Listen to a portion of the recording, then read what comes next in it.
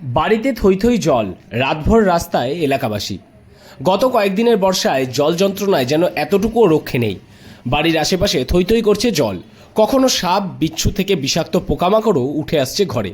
এর ফলে কখনো কখনো সেই সমস্ত বিষাক্ত পতঙ্গের কামড়েও ক্ষতবিক্ষত হতে হচ্ছে। জল যন্ত্রণায় চরম দুর্ভোগ ঘর থেকে বেরিয়ে এসে এবার রাস্তায় আশ্রয় নিল উত্তর চব্বিশ পরগনা জেলার বসিরহাট পৌরসভার ১৯ নম্বর ওয়ার্ডের পৌর নাগরিকেরা। আমাদের ঠিক করে দেবে যাই না, আমাদের বাচ্চারা বাস করছি, লাইন যদি এখান থেকে খাল বন্ধ কেটে দিয়ে তাহলে আমাদের এইগুলো হয় না, যেগুলো কি দিয়ে না আমাদের। মূলত জল নিকাশি ব্যবস্থার বেহাল হওয়ায় এমন জল যন্ত্রণায় পড়তে হচ্ছে এলাকাবাসীর। বসিরহাট পৌরসভার ১৯ নম্বর ওয়ার্ডের তাঁতিপাড়ায় জল যন্ত্রণা নিয়ে মালঞ্চ রোড অবরোধ এলাকাবাসীদের। বছরে ৩ থেকে ৪ মাস জল জমে থাকে, ঘরের মধ্যে বিষাক্ত সাপ বিদ্যুৎস্পৃষ্ট হয়ে মারা যাচ্ছে এবং ডেঙ্গু, মশার সঙ্গে এরা বসবাস করছে। এরা খুব অসহায়। প্রতি বছর ধরে এক একটা লিডার আসছে, বিধায়ক আসছে, তারা একের পর এক চলে যাচ্ছে মিথ্যে আশ্বাস দিয়ে। কোনো কাজের কাজ হচ্ছে না, নিকাশি ব্যবস্থার কোনো কাজ হচ্ছে না। আজ বর্ষা হয়েছে প্রায় ১৭ দিন, সামান্য ২ ঘন্টা করে ২ দিন বৃষ্টি হয়েছে, তার জন্য ১ হাঁটু করে জল সমস্ত ঘরে ঘরে। এখন কি চাইছেন আপনারা? আমরা চাইছি নিকাশি ব্যবস্থা যাতে দ্রুতভাবে আমাদের ব্যবস্থা করেন প্রশাসন, এবং বসিরহাট মিউনিসিপ্যালিটির পিডব্লিউডি যে সমস্ত জায়গা আছে সেই রাস্তার ধার দিয়ে যেভাবে হোক, কাটা খালে হোক আর যেভাবে হোক নিয়ে গিয়ে আমাদের নিকাশি ব্যবস্থাটা যেন সুস্থ করে, যাতে আমাদের পরবর্তীকালে আর এই সমস্যা ভোগ না।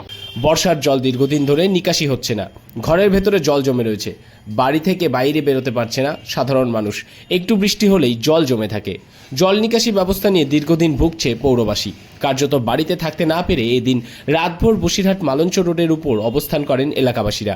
তাদের দাবি, প্রশাসন যদি জল নিকাশি ব্যবস্থা যত সময় না করে তত সময় পর্যন্তই রাস্তাতেই থাকবেন তারা।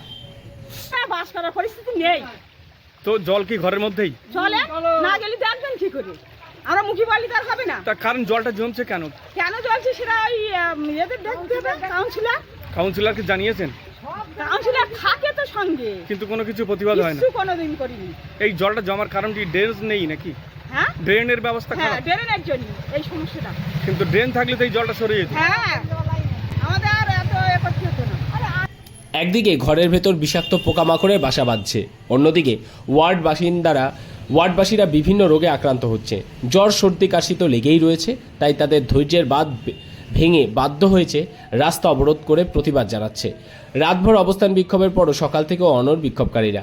বিক্ষোভের ফলে কার্যত অবরুদ্ধ হয়ে পড়ে বসিরহাট মালঞ্চ রোড। উত্তর চব্বিশ পরগনা জেলার বসিরহাট থেকে জুলফিকার মোল্লার রিপোর্ট, লোকাল 18 বাংলা।